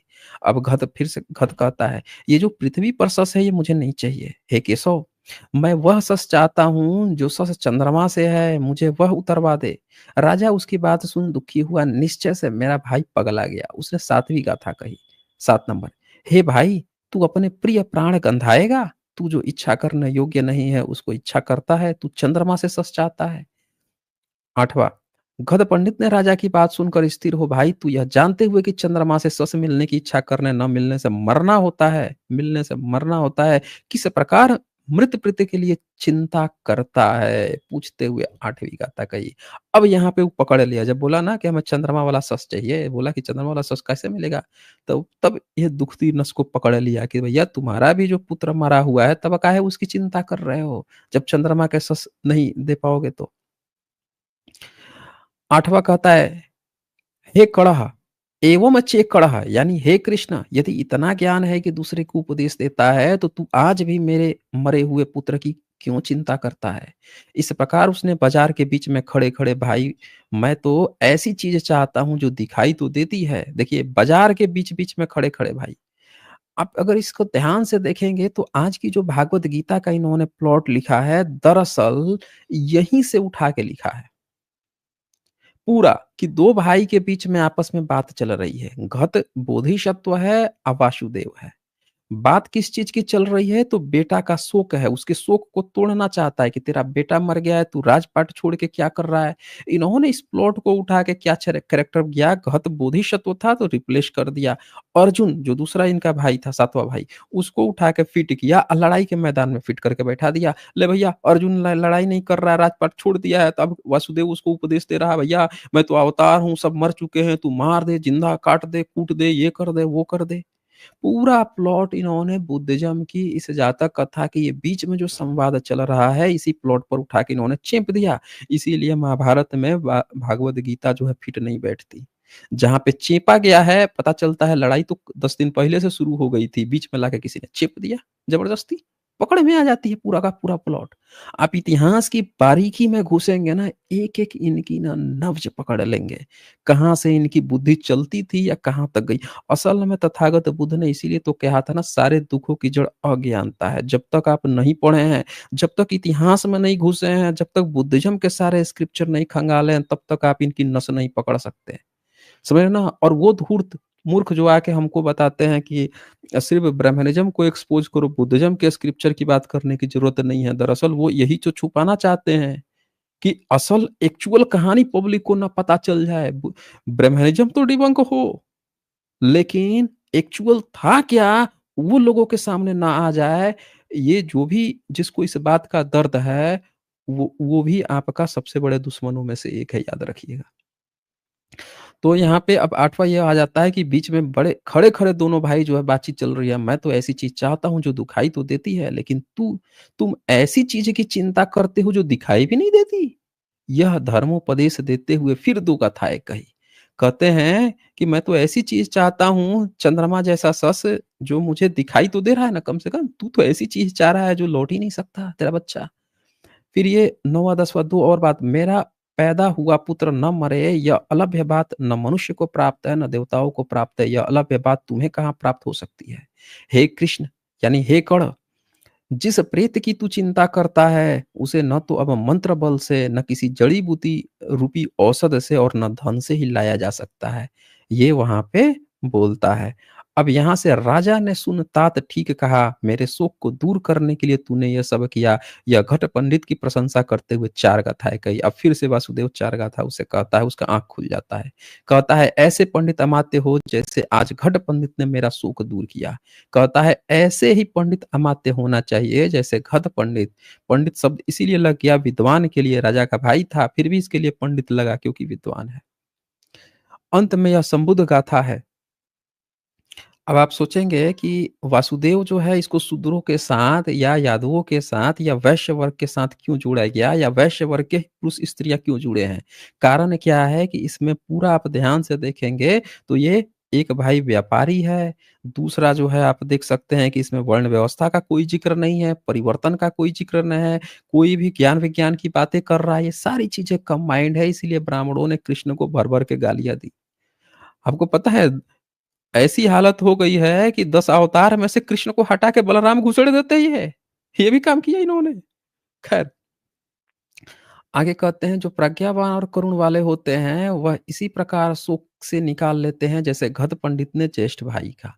इस प्रकार घत कुमार शोक रहित होगा। अब ये सारा चीज़ प्रॉब्लम सॉल्व हो जाता है और इन लोगों को देखें अब जब इसके बाद से प्रॉब्लम सॉल्व हो जाती है, राजा जो है अपने पुत्र शोक से दूर हो जाता है। अब यहाँ से इनके विनाश की कहानी शुरू होती है।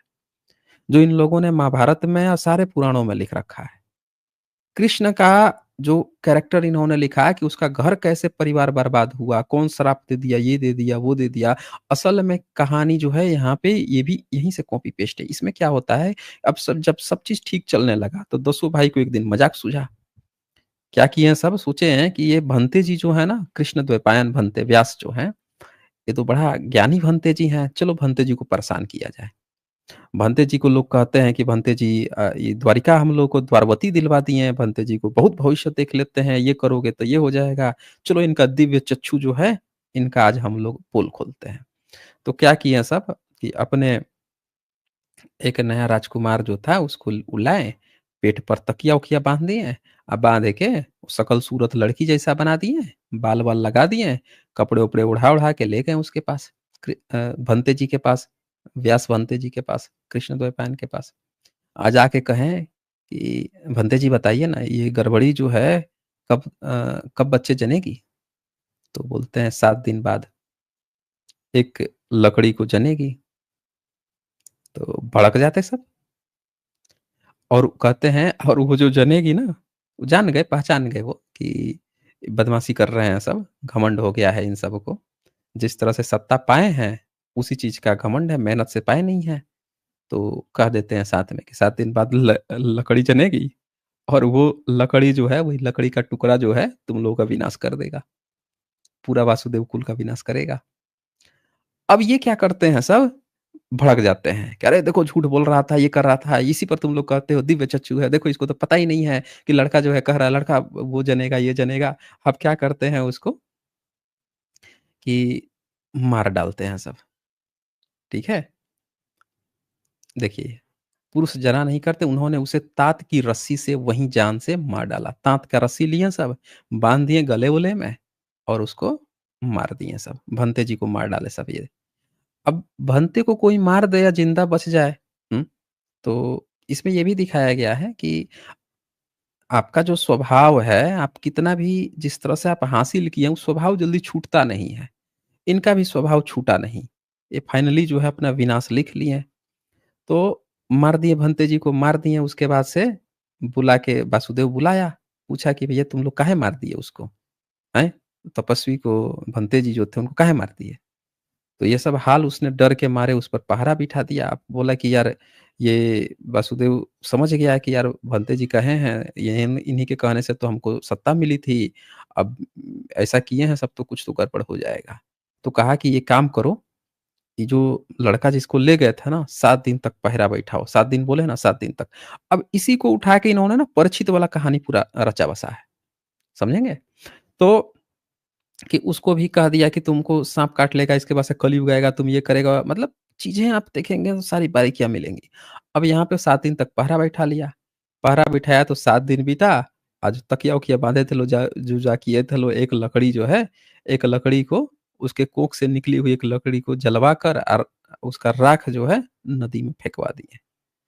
जब राख फेंकवा रहे थे तो उसमें से क्या हुआ ना कि राख का एक टुकड़ा जो था वो बहते हुए जाके कहीं कोने में किनारे पर चला गया। फैंटेसी कहानी, अतीत कथा है ना, इसमें सारी चीज़ें चल सकती हैं। तो जाता है, एक अरण्य का पेड़ उग गया उस टुकड़े से। जब अरण्य का पेड़ उगा, अब क्या होता है कि जब देखते हैं सब ये कि अरे! उसको तो लकड़ी को तो हम लोग जला-जुली के ये वो कर दिए, खत्म कर दिया, अब क्या होगा, 7 दिन तो हो ही गया, चलो मस्ती से आराम से घर में ही नहीं रहेंगे, घर ना हम लोग का जले, चलो समुद्र-वमुद्र किनारे जल क्रीड़ा करते हैं। सारे भाई-भाई पूरा जितना घर खानदान, बिरादरी, बाल-बच्चे, पोता-पोती सब पहुँच गए किनारे, बहन-वहन सब पहुँच गई। जाते हैं सब, नहाते, खाते, पीते हैं, आपस में दारू-वारू पी के मारा-मारी सब। धाँ-धूँ शुरू कर दिए आपस में, झगड़ा कर दिए। फिर एक वो गया वो अरण्य का पेड़ था, उसका पत्ती उतारा, उतारा तो देख रहा है क्या कि अरे यार ये तो बड़ा मजबूत लाठी टाइप का लग रहा है। लगे सब आपस में मार-पीट करने, मार-मार के एक-दूसरे को तोड़-फोड़ दिए। इधर वासुदेव देख के इसका हालत खराब, बूढ़ा तो ऐसे ही हो गया था बेचारा। उसकी बहन जो थी अंजना देवी, उसकी भी हालत खराब। उसके साथ एक पुरोहित भी था, उसकी भी हालत खराब। और उसके साथ बलदेव था, चारों कहते हैं यार भागो यहाँ से भाई भागो, ये सब पूरा खानदान खत्म हो जाएगा। उसका लगता है वो हम लोग बंते जी को मार के ठीक नहीं किए हैं। अब वो क्या होता है कि पूरा आपस में लड़ के उनका खानदान खत्म होता है, ये 4 बचते हैं। जब 4 बचते हैं, रथ पे बैठते हैं, भागते हैं। जब भागते हैं, जाते हैं रास्ते में, तो वो जो मुष्टिक है, जो बोला था कि भैया हम जो है वो करेंगे, तुमको छोड़ेंगे नहीं, तुमसे हम बोल दिए थे कि यार हम मल्ल नहीं, हमको छोड़ दो, तब भी तुम हमको हड्डी तोड़-तोड़ के मारे थे। यक्ष बन के बैठा हुआ था उधर। फैंटेसी कहानी है, सब चलेगा इसमें। अतीत कथा है ना ये। तो अब क्या होता है, वो बैठा था रास्ते में, देखा इसको बलदेव को आते, बोला थाप मारते हुए, "अबे! लड़ेगा मुझसे?" रथ से उतर के बलदेव बोलता है, "हाँ, मैं लड़ूँगा, अभी भी ताकत है मेरे में।" गया, एक के बार में पकड़ा, हाथ से पकड़ के गाजर की तरह खा गया उनको। वासुदेव चिल्ला रहा है, "अबे मत जा, मार डालेगा तुझे।"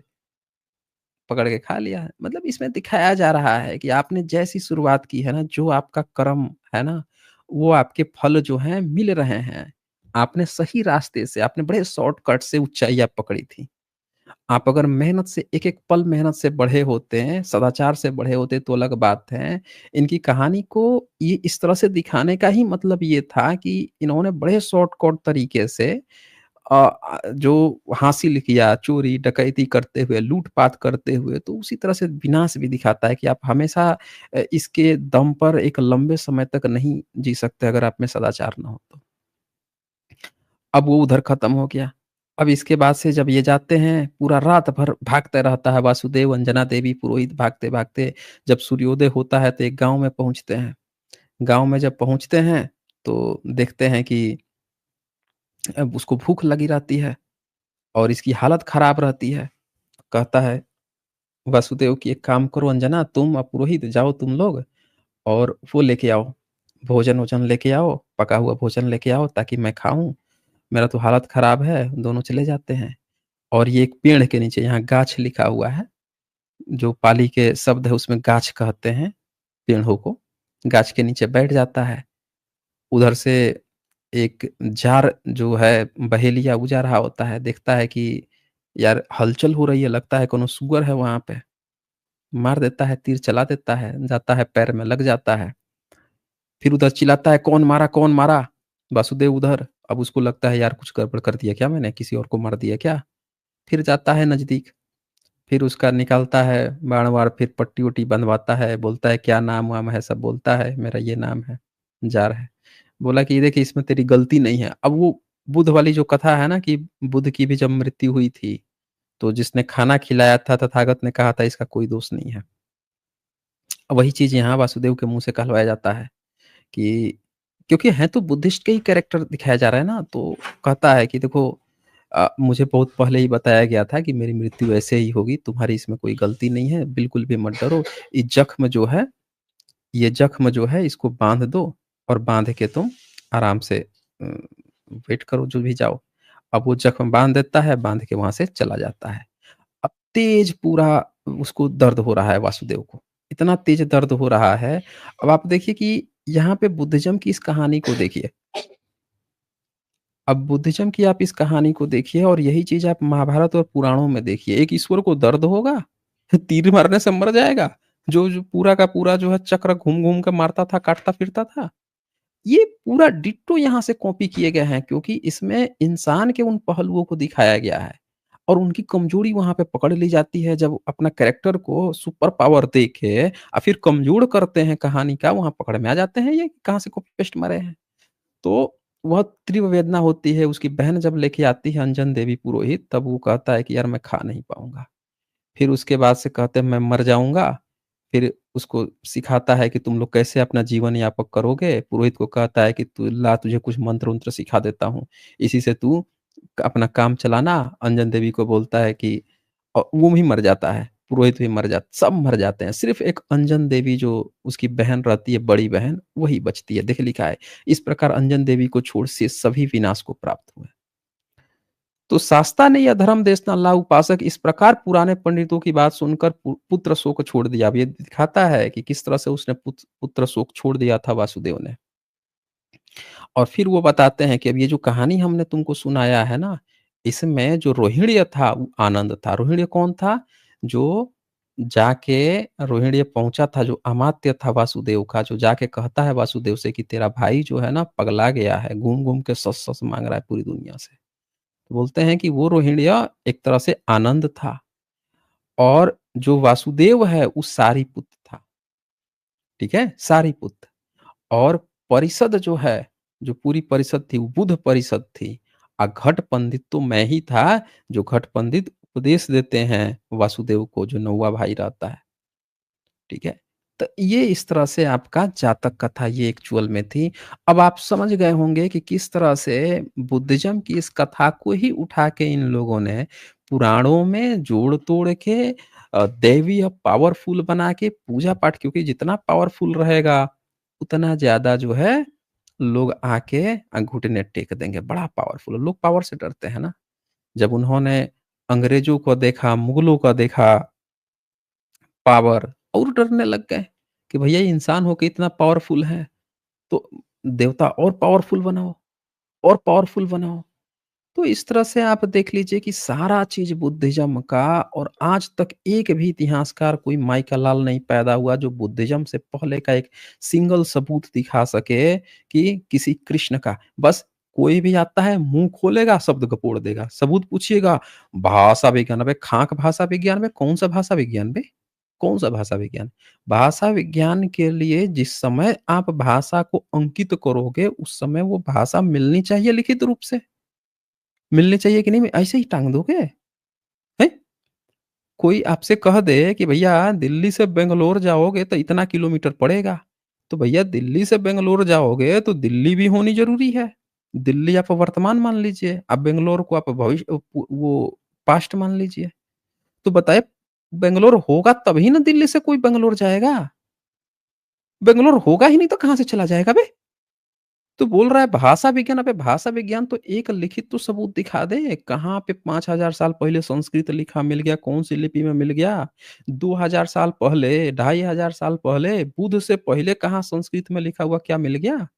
इनके तो ये हाल है दोस्तों कि इनके इंस्क्रिप्शन पाली-पाकित के मिले वो हेलोडोरियस का जो पाली-पाकित में लिखा है उसमें अपने पिताजी खोज रहे हैं वासुदेव का। जबकि आपने देखा वासुदेव जो नाम है वो बुद्धिस्ट का नाम है और इसमें सारिपुत्र को बोधिसत्व बताया गया है, वासुदेव बताया गया है और ये जो बुद्धिज़्म की कहानियाँ थी, इसी कहानियों को लोगों को लोग सुनाते थे कि देखो शोक नहीं करना चाहिए। अगर कोई जब शोक करता था, पुत्र शोक करता था तो ये कहानियाँ सुनाई जाती थी। जब ये कहानियाँ सुन-सुन के हर एक लोगों के मन में ये कैरेक्टर भा गया, लोगों में ये कैरेक्टर फ़ेमस हो गया। राम का भी किस तरह से पिता की आज्ञा मानता है, घर में क्लेश हो रहा है, फिर भी राम बोधिसत्व मान रहा है। लोगों के बीच में जब ये कहानियाँ सुनाती थी, तो लोगों के मन में राम नाम चढ़ गया, वासुदेव नाम चढ़ गया, ये कहानियाँ चढ़ गईं। और जब ये कहानियाँ चढ़ गईं, तो लोगों की श्रद्धा भाव आ गया, लेकिन लोगों ने तब भी मंदिर मूर्ति नहीं बनाए। लोगों के जेहन में ये नाम याद रहा कि हाँ, वासुदेव था, उसका ये लोग भाई थे, उनके आपस में ना बीच में संवाद भी हुआ था। ये संवाद को इन लोगों ने भागवत गीता बना दिया बाद में, जोड़-तोड़ के। इसीलिए एक भी भारत के किसी व्यक्ति को भागवत गीता याद नहीं है। भागवत गीता किस भा लोगों को क्या पता है? तो वासुदेव और राम। लेकिन उनके बीच की क्या कहानी है, ये किसी को नहीं पता थी। ये कहानी किसको पता? तो ब्राह्मण। किताब लिख के ला रहा है भैया, तुम तो अनपढ़ हो, हम लिख के दे रहे हैं, ये घटना हुई। जो ब्राह्मण को देखिए पुराण में एक दूसरा ब्राह्मण दूसरी बात लिख के आ रहा है, एक तीसरा ब्राह्मण तीसरी बात लिख के आ रहा है, चौथा ब्राह्मण सब अपने मन जो मन करे वो लिख के ला रहे हैं। ओवरऑल ब्राह्मणीकरण कर रहे थे वो बुद्धिस्ट की जातक कथाओं का। इसीलिए जो ये मनुवादी लोग हैं, ब्राह्मणवादी जितने गपोड़े हैं, इन्होंने जातकों को कभी भी पब्लिक के सामने नहीं रखा। क्या सामने रखा? तो वही ब्राह्मणों की घिसी-पिटी बातें।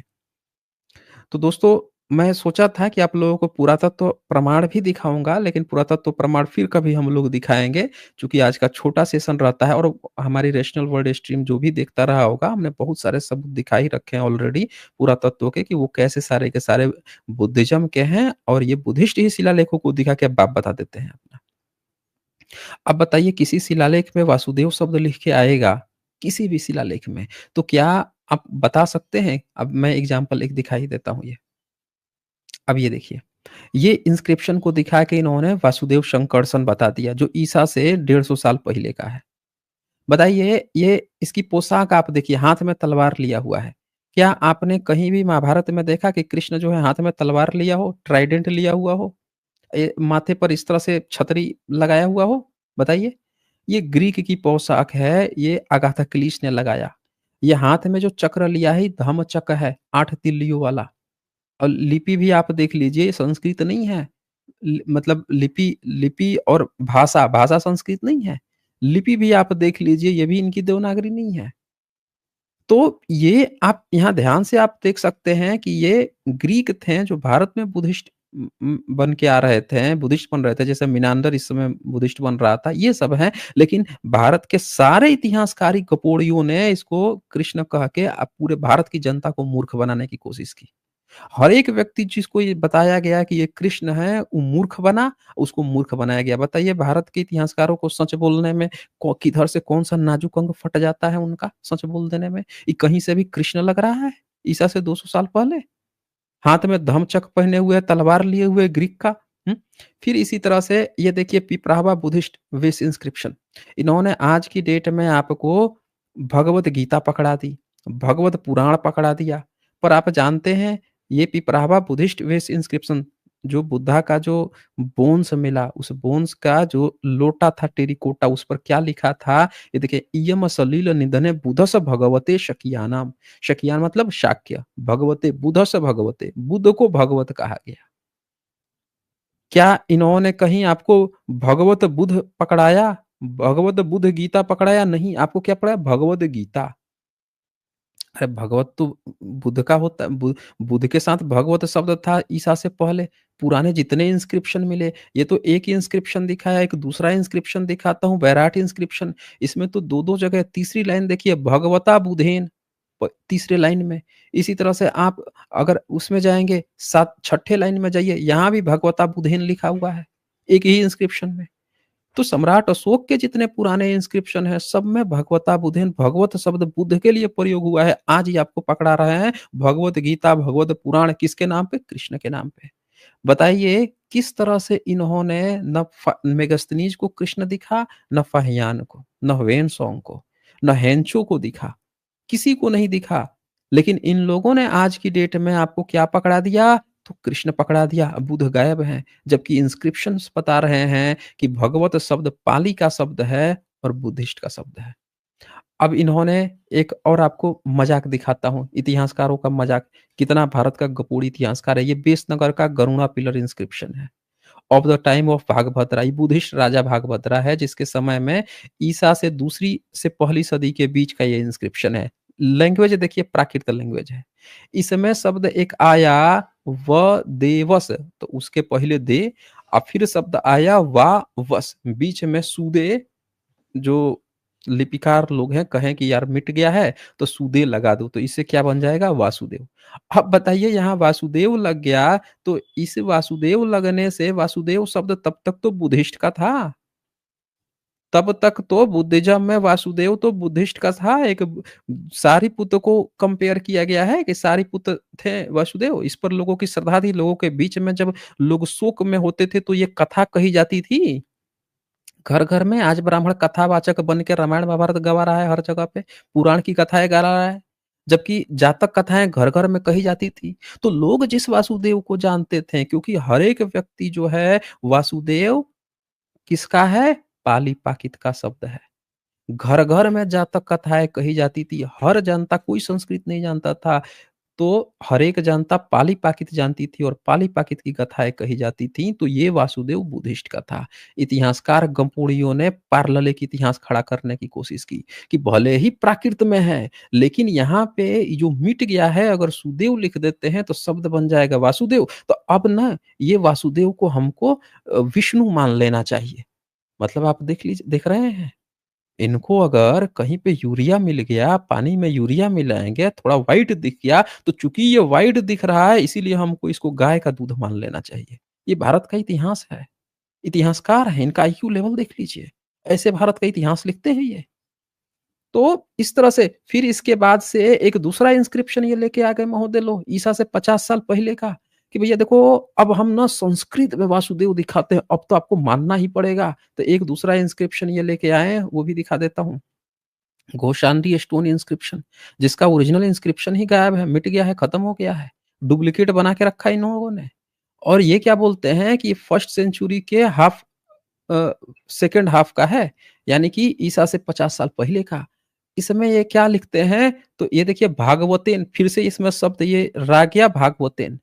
अब बताइए, ये मिटा हुआ शब्द है, जोड़ के बनाया भागवतेन। अब बताइए, भगवतेन शब्द तो सम्राट अशोक के इंस्क्रिप्शन में ना आ रहा था भाई। भगवतेन शब्द जो है, सम्राट अशोक के इंस्क्रिप्शन में कई-कई बार आया है, 3-4 बार आया है तथागत बुद्ध के लिए। तो हम कैसे मान लें कि तथागत बुद्ध की बात नहीं चल रही है, अचानक से बदल गया?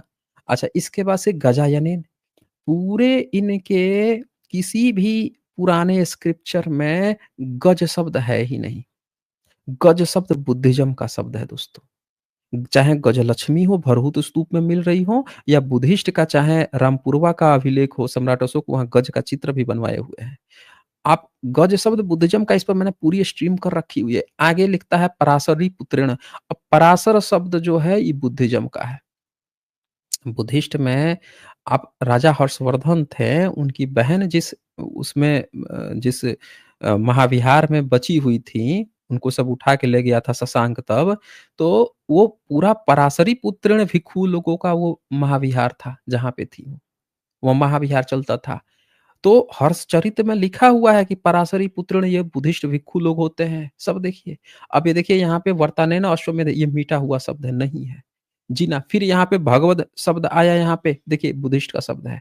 फिर आगे संकर्षण वासुदेव, फिर यहाँ वासुदेव शब्द आया, वासुदेव तो खुद ही पाली-प्राकृत का शब्द था, तो ये फिर से बुद्धिस्ट का ही शब्द हुआ। आप ओवरऑल पूरा आप उठा के देखेंगे तो कोई इनका इंस्क्रिप्शन नहीं है जिस पर ये कृष्ण या विष्णु दिखा सकें। प्राचीन काल में ये सब उस समय तक बुद्धिस्ट के थे, और इससे पहले जातक कथाओं में वासुदेव शब्द आते, इसीलिए इस पर भी वासुदेव शब्द आते हैं दोस्तों। अगर इनका विष्णु पहले था, अगर विष्णु का अवतार कृष्ण था, तो यहाँ पे नाम क्या आता? विष्णु और कृष्ण। 2 नाम आता ना विष्णु और कृष्ण, क्या नाम आया? वासुदेव नाम आया। बलराम आया? नहीं। तो ये भगवत शब्द बुद्धिज़्म के लिए इससे भी पहले के इंस्क्रिप्शन में चला आ रहा है ना प्रथा। तो यहाँ से इनकी ना चोरी पकड़ ली गई। देखिए ऋग्वेदा में कहीं गज शब्द नहीं है। आप देखेंगे यहाँ पे संस्कृत ऊपर है या नीचे, हिंदी में अनुवाद करके हाथी लिखते हैं। ये देखिए, ये ऋग्वेद में, दूसरा फिर हिंदी में अनुवाद में हाथी और संस्कृत में हस्तिना, मृगा इव हस्तिना, हस्तिन शब्द है। कहीं शब्द नहीं है वो गज शब्द। तो जो गज शब्द उसमें आया है, वो भी बुद्धिस्ट से लिया गया है। मैं सारे सबूत रखा हूँ ना, सारे सबूत दिखाऊँगा। देखिए फिर से अनुवाद में ये गज लिखती हैं, लेकिन मूल संस्कृत में कहीं गज नहीं है ऋग्वेद में। गज शब्द इनका है ही नहीं और ये संस्कृत का बता रहे हैं सब। ये देखिए गज शब्द है, फिर से आप संस्कृत खोजिए, संस्कृत में कहीं गज नहीं मिलेगा। हिंदी अनुवाद में गज लिख रहे हैं क्योंकि गज पाल पाली पाकित का शब्द है, पाली का है। संस्कृत में देखिए हस्ती शब्द आ गया, हस्ती। समझ रहे हैं? मृगो न हस्ति, लेकिन आपको हिंदी ये देखिए हिंदी में हाथी आ गया उसका, लेकिन गज नहीं मिला। मनुस्मृति मैंने खोजा कि वहाँ गज मिल जाए, गज वहाँ भी नहीं मिला, वहाँ भी हस्ती को मिला। इनके किसी भी इंस्क्रिप्शन में नहीं है भाई गज शब्द, जो गजायन प्रसन्नपुत्रेण लिखा हुआ है वो। भगवतेन सब बुद्धिस्ट शब्द है, उसको ही संस्कृत बना के बैठ गए और उसका वो ओरिजिनल इंस्क्रिप्शन गायब कर दिए। अब पारा सारा का सारा इतिहासकार क्या कर रहा है? संस्कृत का इंस्क्रिप्शन है भाई ईसा से 50 साल पहले का। इतिहास का इतना बड़ा घोटाला, इतना चुट्टा है सब भारत के इतिहासकार, पता नहीं कैसे गपोड़ाकारों को हमने इतिहासकार मान लिया है। ऐसे-ऐसे गपोड़ियों को, इस शब्द बुद्धिस्ट के, पाली के कैसे हैं मैं दिखाता हूँ आपको। ये देखिए, ये भी मनुस्मृति में यहाँ देखिए गज हिंदी अनुवाद लिखा है, संस्कृत में हस्तिन शब्द है ही नहीं गज इनका। और ये देखिए संस्कृत की डिक्शनरी में हस्तिन मतलब हाथी सूंड वाला, देख रहे हैं? सूंड वाला, इनको पता ही नहीं था। मृगो न हस्ति हाथ वाला, ये देखिए गजलक्ष्मी है बुद्धिस्ट का, भरूच स्तूप पे मिला है। गज यहाँ मिलेगा आपको बुद्धिस्ट में। ये पाली का हिंदी शब्दकोश देखिए यहाँ पे, पाली का शब्दकोश में आपको गज मिलेगा। गज के साथ बहुत सारे शब्द हैं, गजपोतक, हाथी का बच्चा, गजति, गजना, गजनी, क्योंकि जिसका रहता है उससे रिलेटेड शब्द बहुत सारे मिलते हैं। जिसके लिए ये नया शब्द है, इन्होंने गज शब्द को बाद में स्वीकार कर लिया, पाली से बाद में स्वीकार किया। इनके पुराने स्क्रिप्चर में इसीलिए गज नहीं मिलता क्योंकि गज शब्द इनका नहीं था। बाद में इन्होंने जब गज को देखा कि बहुत ज़्यादा फेमस है बुद्धिज़्म में, तब इन्होंने गज को फिर संस्कृत में एक्सेप्ट किया है। सारनाथ में देखिए 11वीं सदी में यहाँ पे ये अर्ली नागरी में लिखा हुआ मिलता है। ये किसका है? तो कुमार देवी का है और इसमें ये देखिए the inscription begins with the adoration of the Buddhist goddess Arya Vasundhara. और ये बात करते हैं सम्राट अशोक की बात कर रहे हैं, 25वाँ में सीधे नीचे धर्माशोक का नाम लिया गया है। यानी 11वीं-12वीं सदी में सम्राट अशोक का सिक्का चलता था, तभी अलबरूनी लिख के गया कि ये जो जन्माष्टमी आज जो मनाया जा रहा है 16 अगस्त आज की डेट में, मतलब ये तो इंग्लिश ग्रेगोरियन कैलेंडर हो गया। भाद्रपद की जो अष्टमी है या शक संवत के अनुसार सावन महीने का 23वाँ तारीख है, ये सम्राट अशोक का पर्व है। लिख के गया, जन्माष्टमी का चर्चा नहीं किया। हमने इसको किया हुआ है, देखिए मैंने यहाँ पे दिखा दिया 23वीं का अशोक का शक संवत में 23वीं आश्वयुज यानी 23वीं सावन को कहा जाता है। भाद्रपद की अष्टमी विक्रम संवत वाला, ये मैंने स्ट्रीम डिटेल्स में कर रखी है, रेशनल वर्ल्ड पे जिसको देखना है देख सकते हैं। यानी ये कंप्लीटली आज जो कृष्ण जन्माष्टमी मनाई जा रही है, ये बुद्धिज्म के ही चीज़ों का कैप्चरिंग है। सम्राट अशोक का जो विरासत है, बुद्धिज्म का विरासत है, इसको कैप्चर किया गया है। भारत का सारा इतिहासकार मुँह छिल के, मुँह सी के बैठ गया है। चाहे लेफ्ट हो, चाहे राइट हो, चाहे सेंटर हो, किसी के मुँह से ज़बान निकला है? एक शब्द नहीं निकलता इन गपोड़ियों के मुँह से, एकदम मुँह सिल के छिल के बैठ गए हैं। अब बड़ा-बड़ा इतिहासकार बन के घूम रहे हैं। तो खैर दोस्तों, चलें बहुत हो गया, छोटा-सा आज स्ट्रीम रहता है तो अब इससे ज़्यादा नहीं बताऊँगा मैं। केटी जी ने मेंबरशिप लिया है, शुक्रिया जी आपको। प्रभात के जी का यहाँ सुपर स्टिकर है, बहुत शुक्रिया जी। और जेपी सिंह जी का भी सुपर स्टिकर है। फिर यहाँ पे मासूम प्रमोद जी ने मेंबरशिप लिया है, शुक्रिया जी आपको। यहाँ पे गिरजा शंकर मौर्य जी का सुपर स्टिकर है, बहुत शुक्रिया जी आपको। फिर यहाँ पे सूरज लिखते हैं बेशतून इंस्क्रिप्शन में हिंदू वर्ड आता है, उसके बारे में कुछ बताएँ। क्या लिखा है आपने? बेहिस्तून, कहाँ का ये बेहिस्तून है? कोई भी इंस्क्रिप्शन में हिंदू वर्ड नहीं है, ठीक है ना? पहले तो आप ये देखिए कि बेहिस्तून कहाँ का इंस्क्रिप्शन है। ये भी देख लीजिए, आप पूरा बात लिखते हैं ना यहाँ पे कि बेहिस्तून कौन-सी सदी में, किस देश में, कहाँ पे मिला है, क्योंकि ये लोग जो डेरियस का दिखाए थे हिंदू, वहाँ हिंदू लिखा ही नहीं था, उसको मैं डिबंक कर चुका हूँ। तो आप पूरी बात बताइएगा, फिर मैं बताऊँगा कि वहाँ पे है कि नहीं है। तो ठीक है दोस्तों, आज इतना ही। आप लोग अपना ख़्याल रखें, अपनों का ख़्याल रखें, ज़्यादा से ज़्यादा इसको शेयर कर दीजिए, सच्चाई हर व्यक्ति तक पहुँचानी बहुत ज़रूरी है। बहुत-बहुत शुक्रिया आप सभी का अंतिम तक बने रहने के लिए। धन्यवाद।